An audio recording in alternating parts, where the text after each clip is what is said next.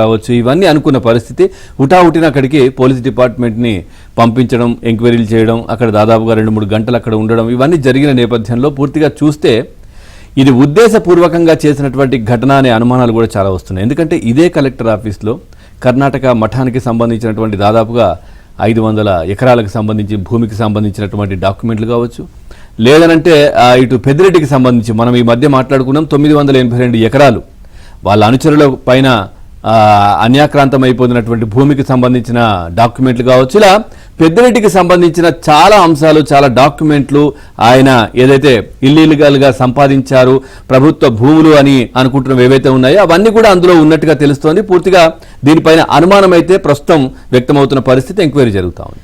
చూద్దాం. Madanapalle sub collector కార్యాలయం మంటల్లో తగలబడింది. అందుకు కరెంటు షార్ట్ సర్క్యూట్ కారణం కాదని ప్రాథమికంగా నిర్ధారణ అయింది. ఇక అసలు కుట్ర ఏమిటో బయటపడాల్సి ఉంది. మాజీ మంత్రి పెద్దిరెడ్డి రామచంద్రారెడ్డికి సంబంధించిన భూముల వ్యవహారాలతో ముడిపడిన ఫైళ్లు అక్కడే ఉండడం, అత్యంత కీలకమైన నిషేధిత భూముల జాబితా సెక్షన్లోనే అగ్గి రాజుకోవడంతో అనేక అనుమానాలు తలెత్తుతున్నాయి. ఈ సంఘటనను రాష్ట్ర ప్రభుత్వం తీవ్రంగా పరిగణించింది. DGP Dwaraka Tirumala Rao, CID chief Ravi Shankar Ayyanar నిన్న మధ్యాహ్నం సంఘటనా స్థలాన్ని సందర్శించారు. 3 గంటల పాటు సంఘటనా స్థలాన్ని పరిశీలించి ఇది ప్రమాదం కాదు, ఉద్దేశపూర్వకంగా జరిగిన సంఘటనగా తేల్చారు.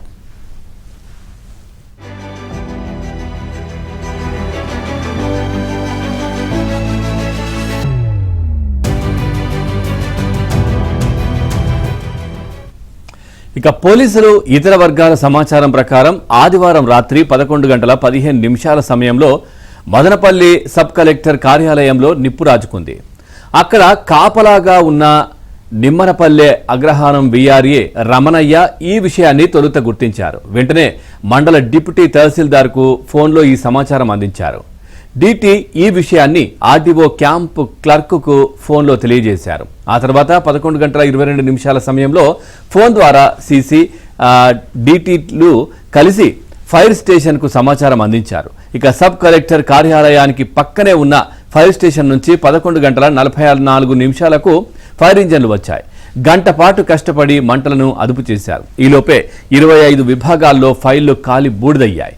ఆర్డీఓ ఛాంబర్, ఏవో ఛాంబర్లకు ఎటువంటి నష్టం వాటిల్లలేదు. సమాచారం అందుకున్న ఆర్డీఓ హరిప్రసాద్, 1 టౌన్ సిఐ వలిబషులు సంఘటనా స్థలానికి వచ్చారు. కానీ వీరెవరూ సంఘటనను గురించి తమ పై అధికారులకు తెలియజేయలేదు. పైగా ఆర్డీఓ మీడియాతో అర్ధరాత్రి మాట్లాడుతూ విద్యుత్ షార్ట్ సర్క్యూట్ వల్ల ప్రమాదం జరిగిందని చెప్పారు. దీంతో అందరూ దీనిని ప్రమాదంగానే భావించారు. కానీ మెల్లమెల్లగా అనేక అనుమానాలు ముసురుకున్నాయి.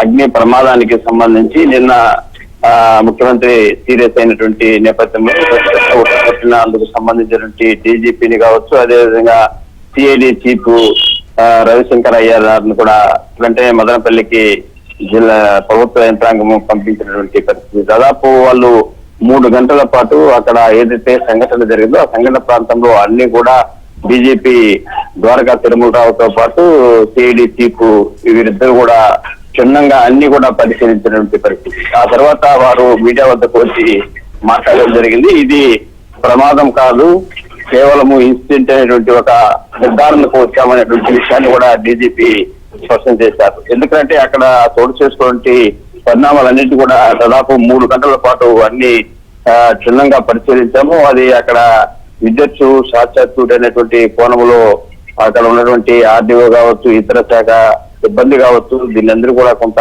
క్లియర్ చేసేటువంటి చర్యలు చేపట్టారు.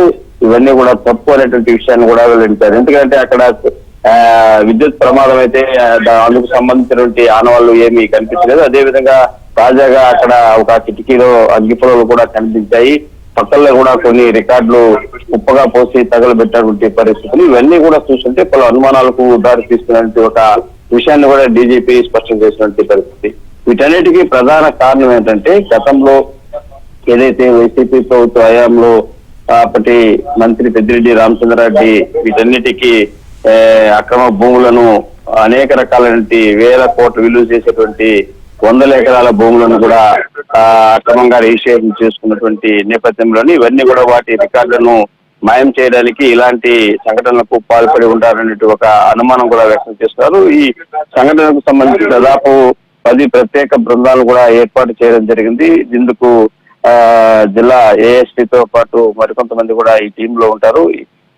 వీటి ఎవరు ఎంతటి వారు ఉన్నా కూడా వదిలిపెట్టే ప్రసక్తే లేదనేటువంటి ఒక విషయాన్ని కూడా స్పష్టం చేసినటువంటి పరిస్థితి డీజీపీ. అయితే ముఖ్యంగా ఈ సంఘటన వెనుక ఉన్నటువంటి అసలు కారణాలు ఏమిటి అన్న విషయాలుగానే చూస్తే ఆదివారం రాత్రి సరిగ్గా 11:30 గంటలకు ఇన్సిడెంట్ జరిగింది. అక్కడ ఉన్నటువంటి విఆర్ఓ సంబంధిత పై అధికారులకు ఈ విషయాన్ని చేరవేశారు. వారు వెంటనే కూడా అప్రమత్తమై ఏదైతే ఈ అగ్నిమాపక ప్రాంతం అధికారులు వారికి చేరవేయడంతో అగ్నిమాపక సిబ్బంది వచ్చి దాని తర్వాత 1 గంట సేపు శ్రమించి ఆ మంటలను అదుపు చేసినటువంటి పరిస్థితి. అయితే అక్కడికి చేరుకున్నటువంటి ఆర్డీఓ కానీ అదేవిధంగా సిఐ గాని ఇద్దరు కూడా సంఘటన ప్రాంతానికి చేరుకున్న కానీ తర్వాత వారు ఆ పై అధికారులకు ఈ సంఘటన విషయాన్ని తెలియజేయకపోవడం పలు అనుమానాలకు దారితీస్తుంది. గతంలో ఇక్కడ ఆర్డీఓగా మురళి వ్యక్తి పనిచేసినటువంటి వ్యక్తి. అయితే ఆయన పెద్దిరెడ్డి ఏది చెప్తే అది చేసినటువంటి పరిస్థితి. ఆ క్రమంలోనే ఆయన గతంలో కొన్ని అవినీతి అక్రమాలకు పాల్పడిన నేపథ్యంలో ఆర్డీఓ స్థాయి నుంచి ఎంఆర్ఓగా రివర్సిస్తున్నటువంటి పరిస్థితి.